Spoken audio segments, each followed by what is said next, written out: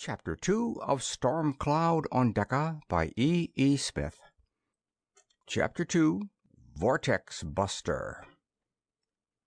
Robert Ryder, Bachelor of Hydroponics from the University of New Spoke, was also maritally a bachelor.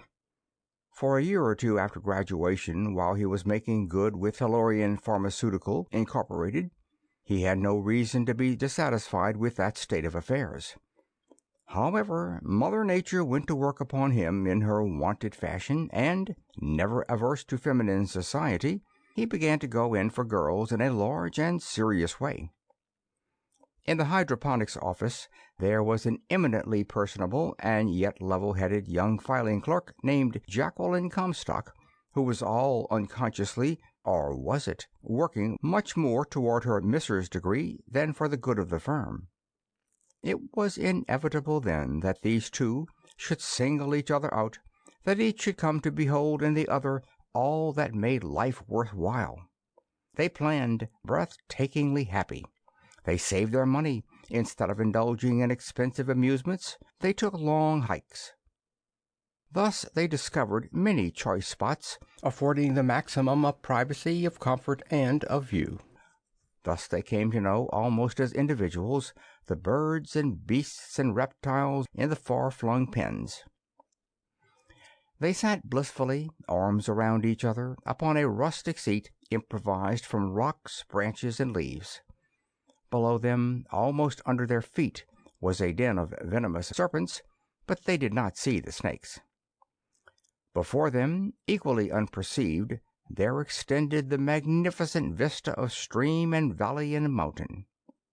All they saw, however, was each other, until their attention was literally wrenched to a man who was climbing frantically toward them with the aid of a stout cudgel which he used as a staff.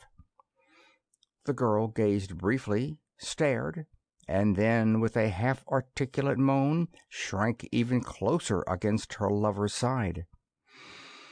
Ryder, even while his left arm tightened around his Jackie's waist, felt with his right hand for a club of his own, and tensed his muscles in readiness for strife, for the climbing man was all too apparently mad. His breathing was horrible. Mouth tight-clamped, in spite of his terrific exertion, he was sniffing loathsomely, lustfully, each whistling inhalation filling his lungs to bursting. He exhaled explosively, as though begrudging the second of time required to empty himself of air. Wide-open eyes glaring fixedly ahead, he blundered upward, paying no attention whatever to his path. He tore through clumps of thorny growth.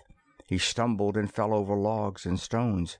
He caromed from boulders, as careless of the needles which tore his clothing and skin as of the rocks which bruised his flesh to the very bone. He struck the gate of the pen immediately beneath the two appalled watchers, and then stopped. He moved to the right and paused, whimpering in anxious agony. Back to the gate and over to the left he went, where he stopped and sent forth a blood-curdling howl.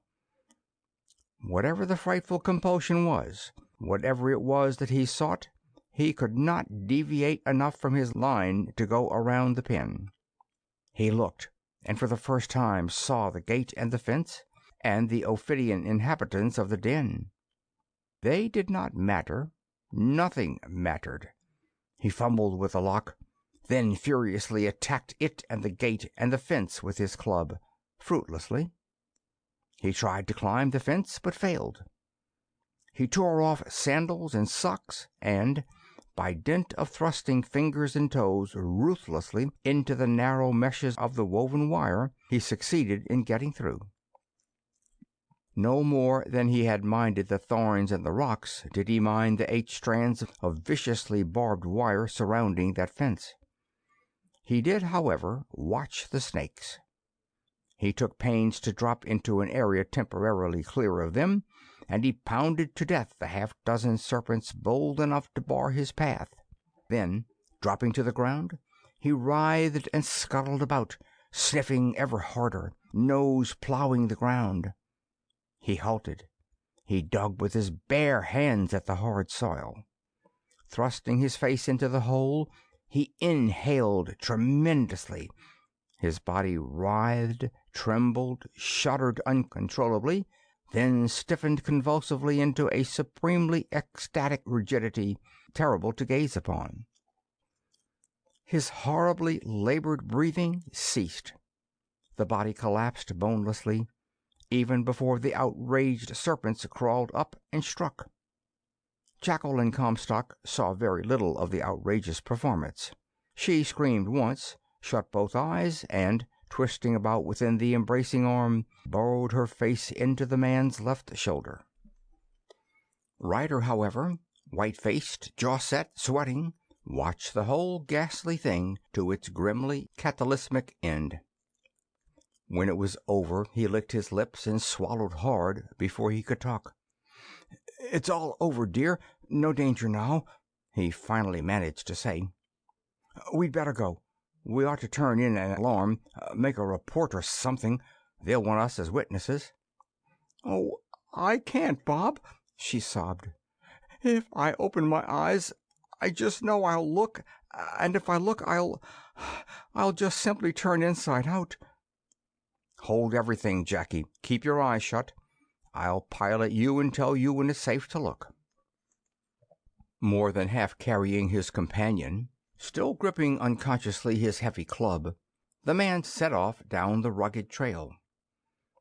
Out of sight of what had happened, the girl opened her eyes, and they continued the descent in a more usual, more decorous fashion until they met a man hurrying upwards. "Oh, Dr. Fairchild, there was a—" But the report which Ryder was about to make was unnecessary. The alarm had already been given. "I know," the scientist puffed. "Stop. Stay right where you are." He jabbed a finger emphatically downward to anchor the couple in the exact spot they occupied. "Don't talk, don't say a word, until I get back." Fairchild returned after a time, unhurried and completely at ease. He did not need to ask the shaken couple if they had seen what had occurred. It was plainly evident that they had. But, Doctor," Ryder began. "Keep still. Don't talk at all," Fairchild ordered brusquely. Then, in an ordinary conversational tone, he went on. "Until we have investigated this extraordinary occurrence thoroughly, sifted it to the bottom, the probability of spying cannot be disregarded. As the only eyewitnesses to what actually happened, your reports will be exceedingly valuable, but I do not want to hear a word until we are in a place which I am sure, beyond peradventure, is proof against any and all spy rays. Do you understand?" "Oh, yes, I understand." "Pull yourselves together, then. Act unconcerned, casual, particularly when we get to the administration building. Talk about the weather, or better yet, about the honeymoon you are going to take on Chicladoria." Thus it was that there was nothing noticeably abnormal about the group of three which strolled into the office building and entered a private automatic elevator. The conveyance, however, went down instead of up. "I am taking you to my private laboratory, not to my office," Fairchild replied to Ryder's unspoken question. "Frankly, young folks, I am scared, a badly scared man." That statement, so true and yet so misleading, resolved thoroughly the young engineer's inchoate doubts. Entirely unsuspecting, the couple accompanied the senior radiationists along the grim corridor. They paused as he unlocked and swung open a door of thick metal. They stepped unquestioningly into the room in response to his gestured invitation. He did not, however, follow them. Instead, he swung shut the heavy slab, whose closing cut off completely the filing clerk's piercing scream of fear. "Cut out that noise!" came raspingly from a speaker in the steel ceiling of the small room, a room which was very evidently not Dr. Fairchild's private laboratory. "It won't do you any good. You're soundproofed.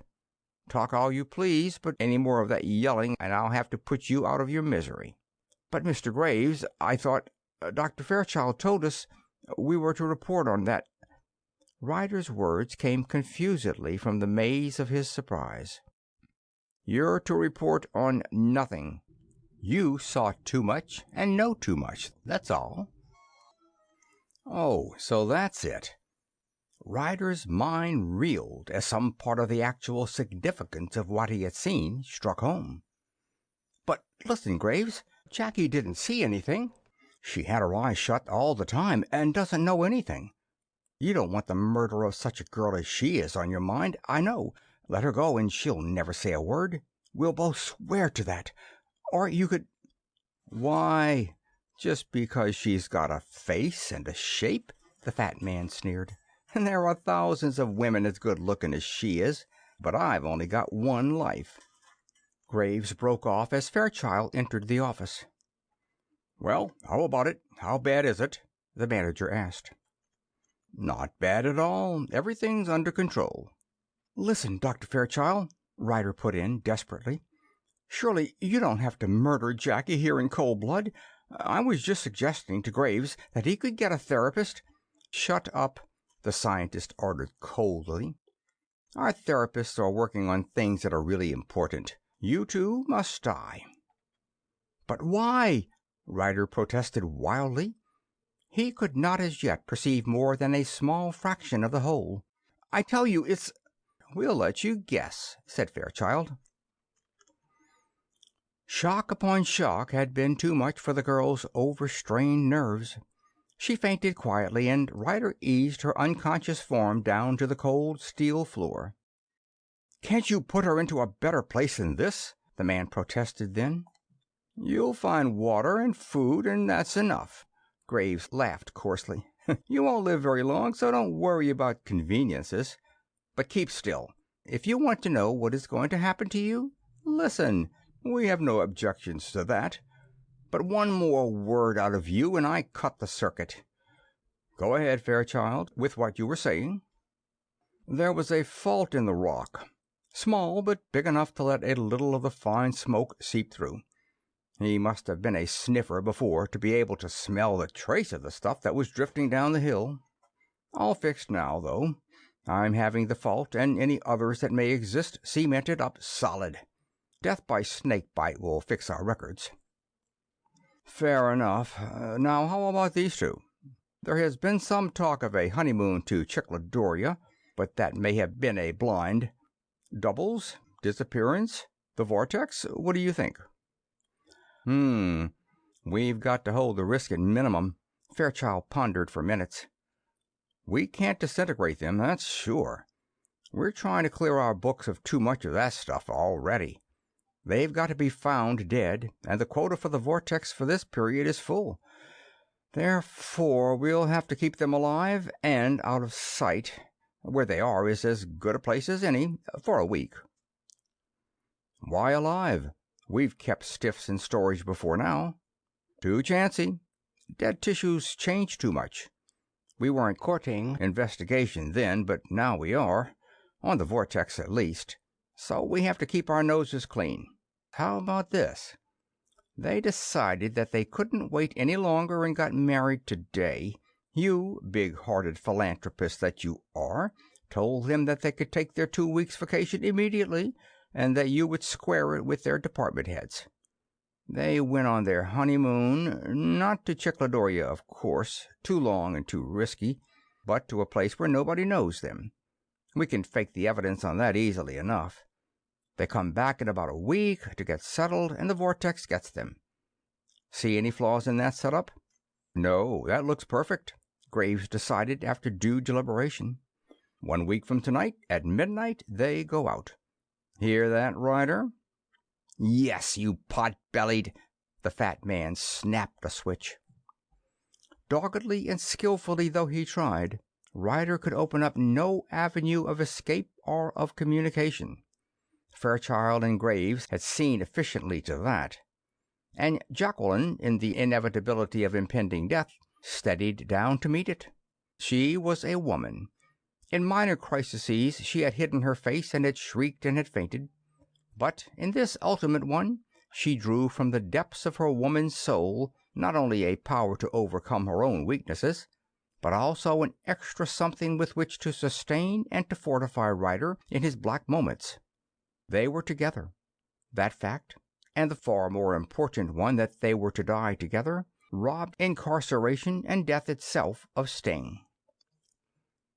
At the Atomic Research Laboratory on Telos, a conference was taking place between unattached lensman Philip Strong, the head of that laboratory, and Dr. Neil Cloud, ex-atomic physicist, now Storm Cloud, the Vortex Blaster. Cloud had become the Vortex Blaster because a fragment of a loose atomic vortex had wiped out his entire family, not by coincidence, but by sheer cosmic irony.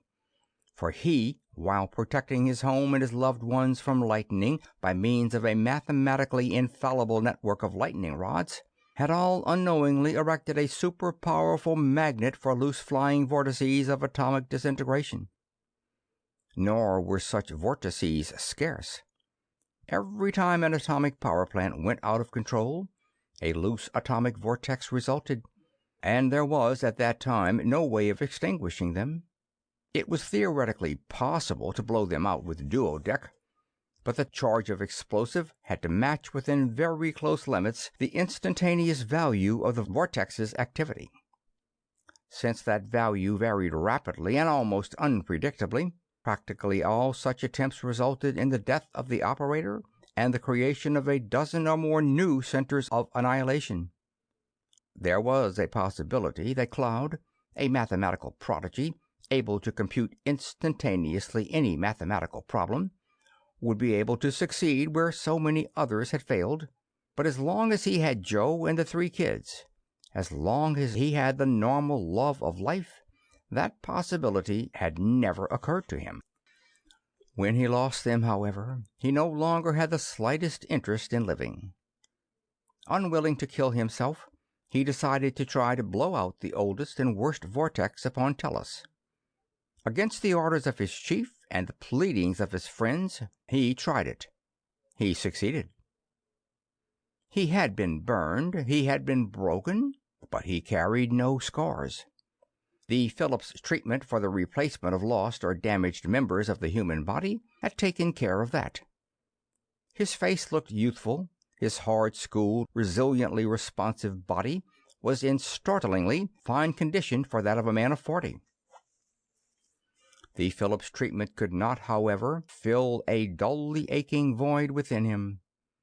It could not eradicate from mind and soul the absence of and the overpowering longing for his deceased wife and children, particularly his wife, Jo the lovely, Jo the beloved, Jo his all in all for 18 fleeting and intensely happy years.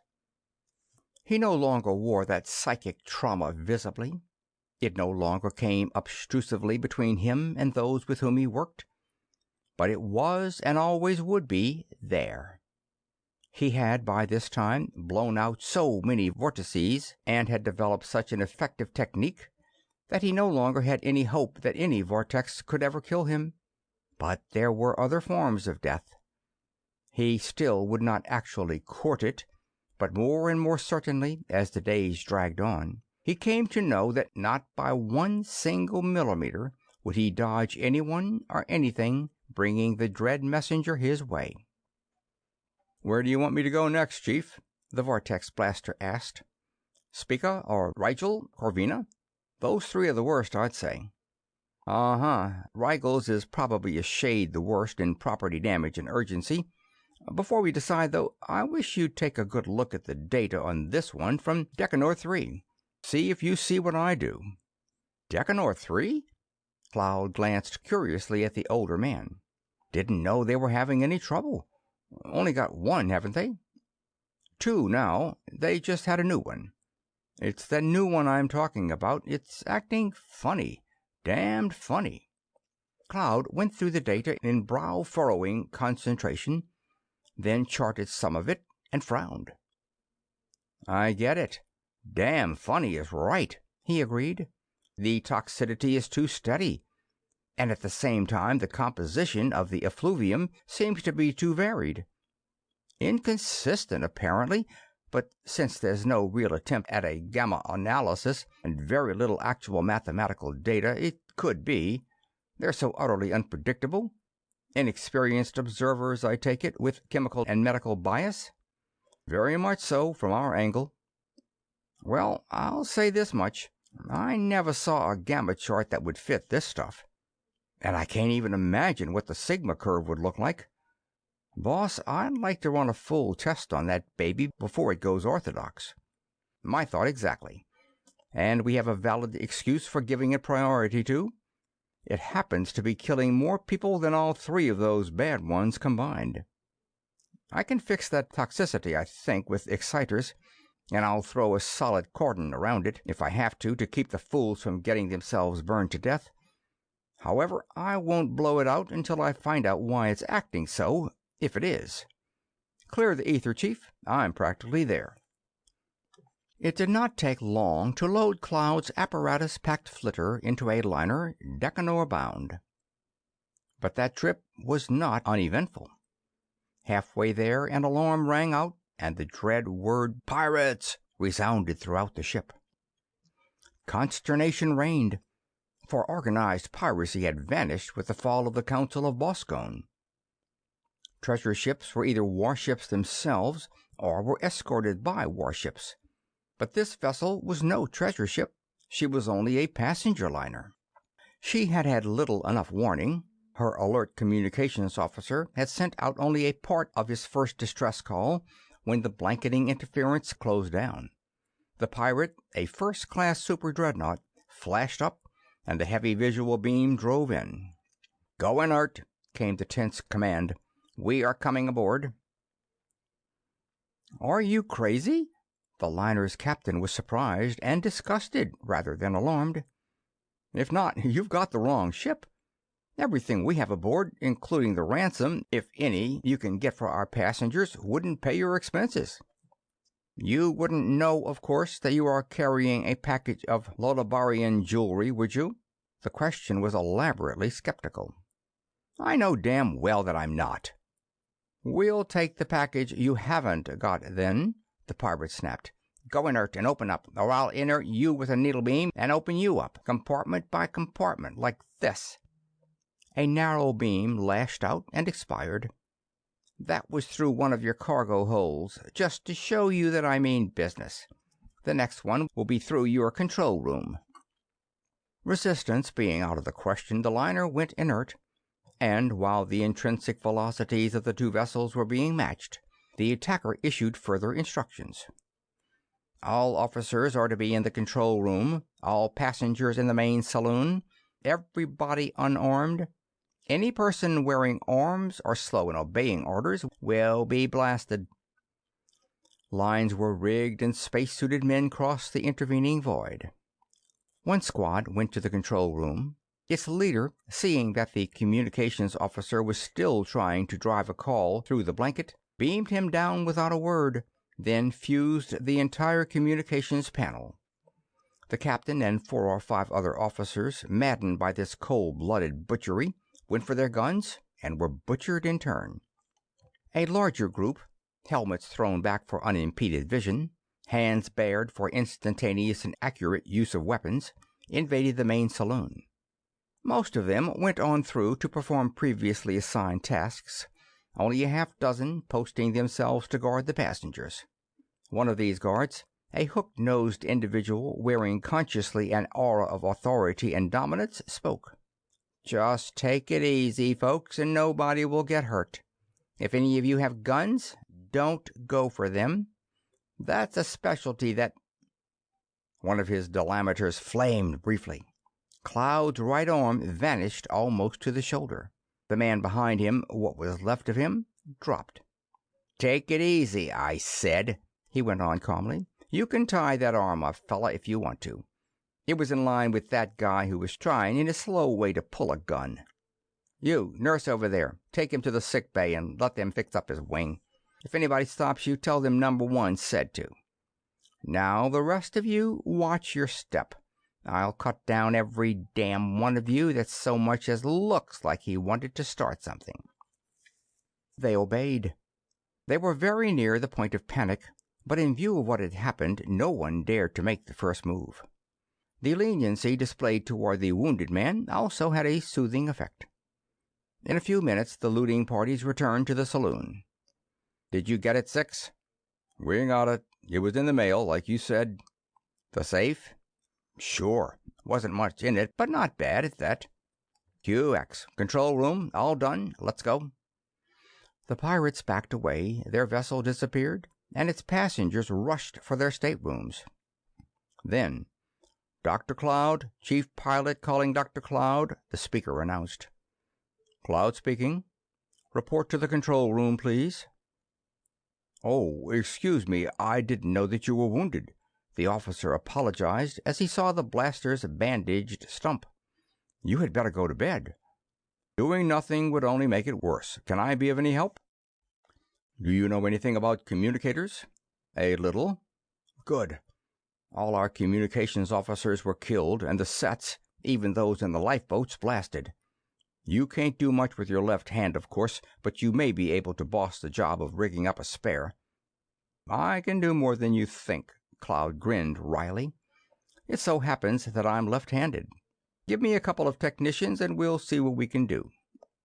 They set to work, but before they had accomplished anything a cruiser drove up, flashing its identification as a warship of the Galactic Patrol. "We picked up the partial call you got off," the young commander said briskly. "With that and the center of interference, we didn't lose any time. Let's make this snappy." He was itching to be off after the Marauder, but he could not leave until he had ascertained the facts and had been given a clearance signal by the merchantman's commanding officer. "You aren't hurt much. Don't need to call a repair ship for you, do I?" the rescuer asked. "No." "QX." A quick investigation ensued. "Anybody who ships stuff like that open mail ought to lose it, but it's tough on innocent bystanders. Anything else I can do for you?" the rescuer asked. "Not unless you can lend us a communications officer or two." "Sorry, but we're short-handed there ourselves. Can give you anybody else you need, though, I think." "Nothing else, thanks." "Sign this clearance then, please, and I'll get on that fellow's tail. I'll send a copy of the report to your owner's head office. Clear ether." The visitor shot away, and the liner, after repairs had been made, resumed its course toward Decanor, with Cloud and a couple of electrical technicians as communications officers. The Vortex blaster was met effusively at the dock by Manager Graves himself. The fat man was overwhelmingly sorry that Cloud had lost his arm, but assured him that the accident wouldn't lay him up very long. He, Graves, would get a Posenian surgeon over here so fast that... If the manager was taken aback to learn that Cloud had had a Phillips treatment already, he scarcely showed it. He escorted the specialist to Deka's best hotel, where he introduced him largely and volubly. Graves took him to supper. Graves took him to a theater and showed him the town. Graves told the hotel management to give the specialist the best rooms and the best valet that they had, and that all of his activities, whatever their nature, purpose, or extent, were to be charged to Tellurian Pharmaceuticals Incorporated. Graves was a grand guy. Cloud broke loose finally, however, and went to the dock to see about storing his flitter. It had not been unloaded. There would be a slight delay, he was informed, because of the insurance inspections necessitated by the damage, and Cloud had not known that there had been any damage. When he found out just what that beam had done to his little ship, he swore viciously and sought out the liner's chief pilot. "Why didn't you tell me that that damned pirate holed us?" he demanded hotly. "Why didn't you ask?" the officer replied, honestly surprised. "I don't suppose that it occurred to anybody. I know it didn't to me, that you might be interested." And that was, Cloud knew, strictly true. Passengers were not informed of such occurrences. He had been enough of an officer so that he could have learned everything if he had so wished, but not enough of one to have been informed of such matters as routine. Nor was it surprising that it had not come up in conversation. Damage to cargo meant nothing whatever to those in the liner's control room, A couple of easily patched holes in the hull were not worth mentioning. From their standpoint, the only real damage was done to the communicators, and Cloud himself had set them to rights. No, this delay was his own fault as much as anybody else's. "You won't lose anything, though," the pilot said helpfully. "It's all covered by insurance, you know." "It's not the money I'm yapping about, it's time. Those instruments and generators can't be duplicated anywhere except on Tellus, and even there it's all special order stuff. Oh, damn." End of chapter 2.